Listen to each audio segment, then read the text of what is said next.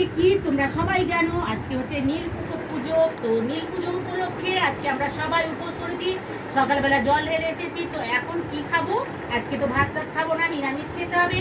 সকালবেলা সাবু ভিজিয়ে রেখেছিলাম, যখন ভিজিয়েছি তোমাদেরকে দেখাইনি, তো ভিজে গেছে। তাতে আমি কি করেছি, সন্দেশ, দুধ, নারকেল কোড়া, কলা, দই দিয়ে ভালো করে মেখেছি। এইটাকে আমরা খাবো, খেতে খুব টেস্টি লাগে। এইরকম ভাবে তোমরাও খেয়ে দেখবে। তারপরে খাবো এই তরমুজটা, তরমুজ এনে রেখেছি। তরমুজটা খেয়ে আজকের ব্রতটা খুল। এক ভাঁড় দই, এক ভাঁড় দই তো এনেইছি বলেছি। এখন আমরা সবাই বসেছি এই সবগুলো সব কমপ্লিট করে তারপর উঠবো। কিন্তু তোমরা আমার সাথে থাকবে, ভিডিওটাকে কিন্তু স্কিপ করবে না।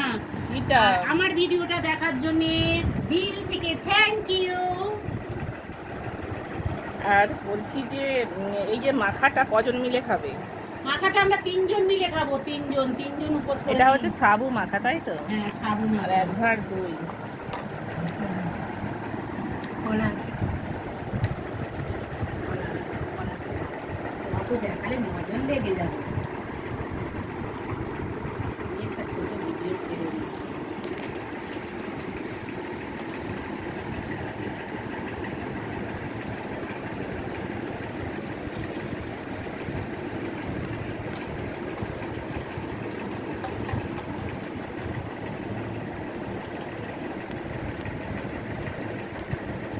তোমরা কি জল ঢালাতে গেছিলে?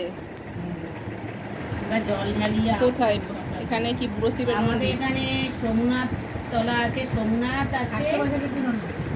আশেপাশের তুলনায় সব থেকে বড় শিব ঠাকুর, 100 বছরের পুরনো এই শিব মন্দির, আর খুব জাগ্রত মন্দিরটা।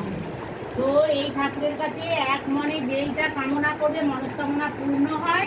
তোমরাও কোনোদিন আসো, আমাদের অ্যাড্রেস দিয়ে দেবো লাগলে। খুব বড় মন্দির। জায়গাটা কোথায়? জায়গাটা হচ্ছে শ্যামপুর থানা, মল্লাহাট পোস্ট অফিস হচ্ছে। আর আমাদের এখানটায় নাম করা খিরিসবেড়িয়া। খিরিসবেড়িয়া শিব মন্দির, সোমনাথ তলা। আচ্ছা, তো ফ্রেন্ডস, যারা যারা আসতে চাও আজকে নীল পূজা দেখতে, তো প্লিজ চলে আসবে, সবাইয়ের নিমন্ত্রণ রইল। এখানে বিশাল বড় মেলা হয়। এই মেলা 7 দিনের মেলা। এখানে এক থেকে 7 দিন অনুষ্ঠান নানান রকমের হতে থাকে। যাই হোক, আজকে এখন সাবু মাখা খাবো আমরা সবাই। খুব সুন্দর